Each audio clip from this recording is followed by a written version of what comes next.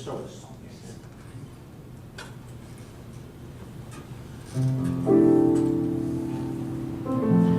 This song I want to share with you today is a standard. Don't remember who originally did it. However,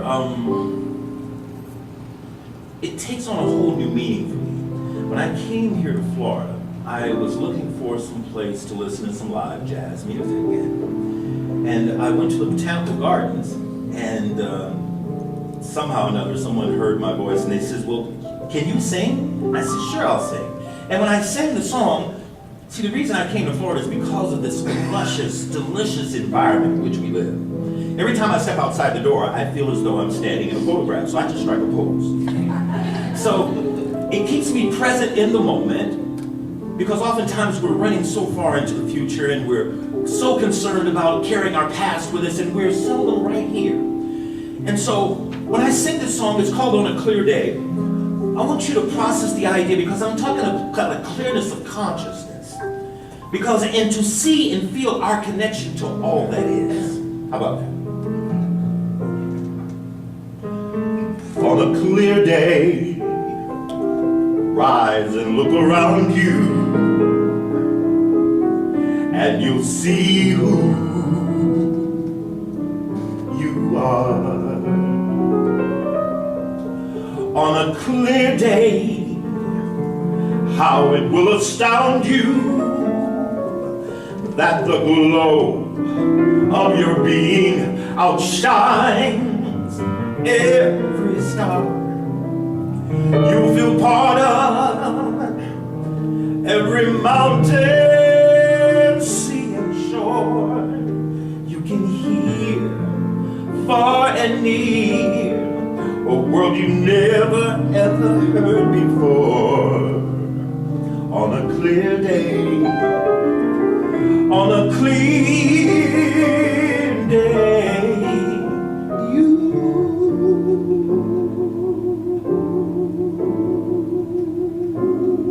can see forever. You can see forever and evermore. How are you in class? On a clear day, rise and look around you, and you'll see who deep inside you really are. On a clear day, how it will astound you that the glow of your being outshines every star. You feel part of every mountain, sea and shore. You can hear far and near a world you've never ever heard before. On a clear day, on a clear day, you can see forever. You can see forever. You can see forever and evermore.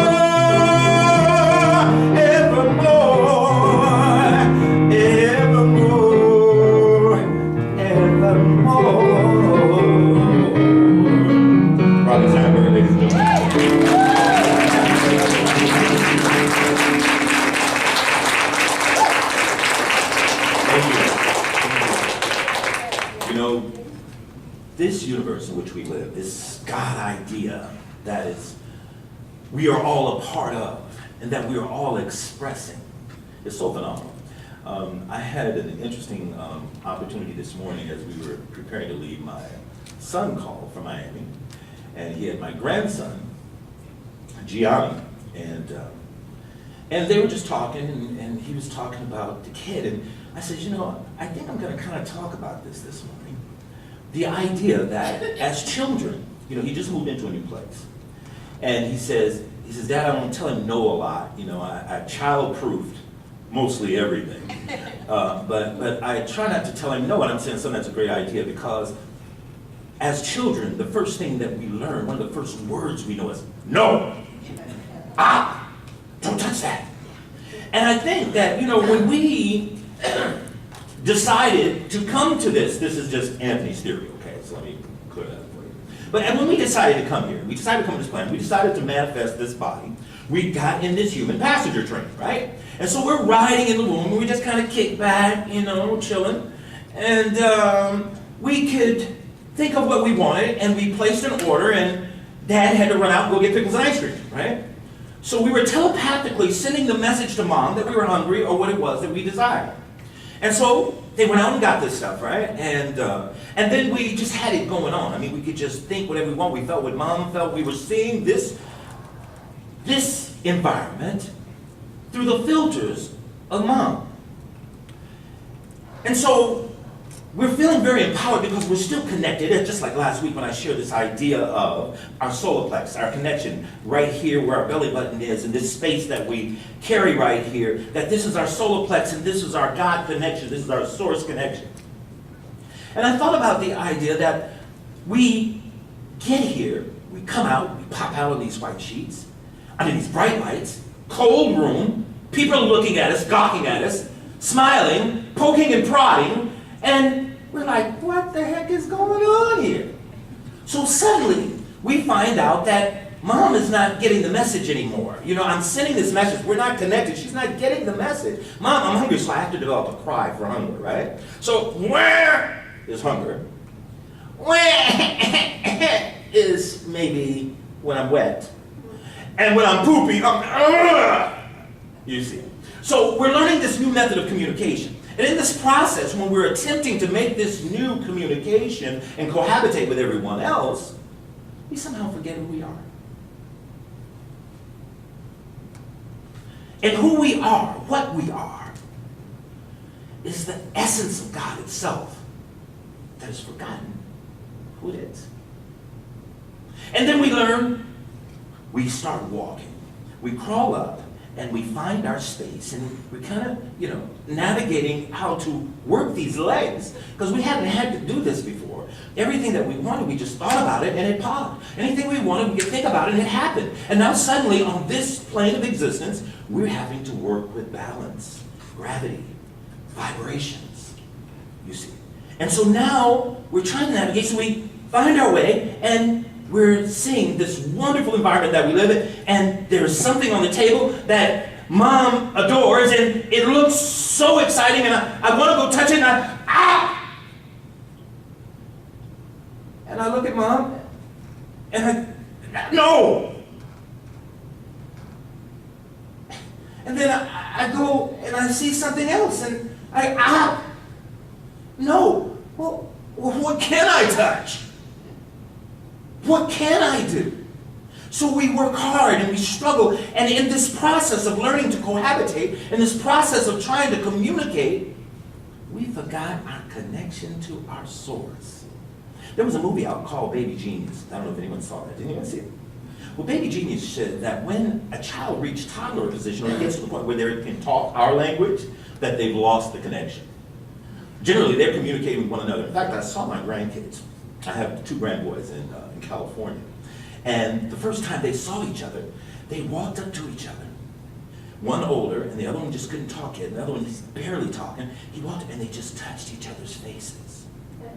And they knew there was a connection. They knew. They couldn't say it verbally, but on a mental or telepathic level, looking at the video, you could clearly see that they were communicating. Now, by the time we cross over and where we're talking, the child is talking like I'm speaking to you right now, he's forgotten his connection to his source. So we spend the rest of our lives trying to get that connection back. So we see various religions. Man throughout history, he has sacrificed virgins, he's sacrificed bulls, he's sacrificed animals, trying to get honor from this, or some favor from this all that is. That was probably part of the problem with Christ. He really kind of messed up the cha-cha for a lot of people. He came and he's saying, well, we don't need to sacrifice the bulls and the oxen anymore. And I think the Pharisees got a little upset about it because they were getting the first, without a spot or a wrinkle, the unblemished animals to sacrifice, and they were probably having quite the meal after the sacrifice, right? And so now Christ is saying, no, you don't do this. He said, let's get rid of this guy. And probably if he came back today, he'd probably do the same thing because of this capitalistic society in which we live, right? But the idea is this. the wonderful and creative teachings of unity have taught us that this God idea is operating in us, through us, as us. And that we don't have to beg and plead for your sympathy. You remember the Temptations, right? Because you mean that much to me. Ain't too proud to beg, no, because you don't have to beg. Because if we go back to the consciousness of the baby in the womb who made a thought and it happened. Thoughts are things, the Bible does say that. All the sages of the ages agree upon this one point, other than the factor of love, is that so as a man thinketh in his heart is he. So, in our Neanderthalish periods, or our many stages of development as human beings on this planet, when the sun did not shine, we made sacrifices. If it didn't rain, we made sacrifices, trying to get things to go our way, not realizing that our collective consciousness can create anything that we desire. What I want to share with you this morning is that, as I shared last week, that we are reality-creating machines. We create our own realities based on how we perceive things. How many married couples do we have in the room? Okay. Now, ladies, when you chose your husband, you thought he was quite handsome, right? Guys, I know you still feel your wives are just as lovely as the day before, right? Now, the idea is this, that someone else may look, my wife is in the room, okay, and she probably thought I was quite handsome, I was quite catching at one time or another, but the idea is that someone else looked at me and probably didn't think I was that cute, you know? But to her, I got it going on. Okay, so what am I saying? I'm saying that is her reality, and mine to you too as well. Yeah, we should have corrected that, right? I gotta go home with it. So that is the reality that we have created. Now, there is someone else that may not be. What am I saying? I'm saying that beauty is what we make it. We are who we say we are. We are who we believe we are. But we have been believing for so long that we are less than what we are. I often say that we are thermostats that have been impersonating thermometers.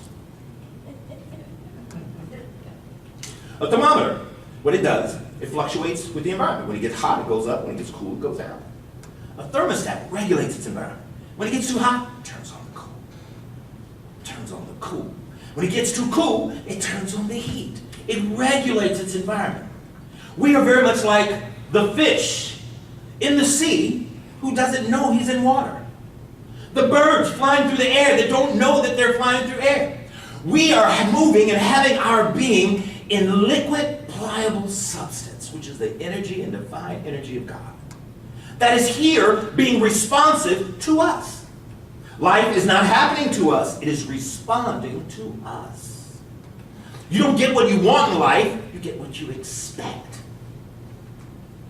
What do you expect out of life? What do you expect when you leave these doors today? What do you expect for your future? Now, many of you, well, me, statistically, I have more time behind me than I have in front of me to be on this planet. And with that in mind, I think to myself, as a kid, you're invincible. You don't think about you don't even think about your mortality in any way. You just living and going for it. But we get older, we get a little more scarier, we get a little more tentative about the things that we do. I am no longer tentative. I am the big six, I'll be 61 this month. I say that I'm 18 with 43 years experience. And with that experience, I'm living life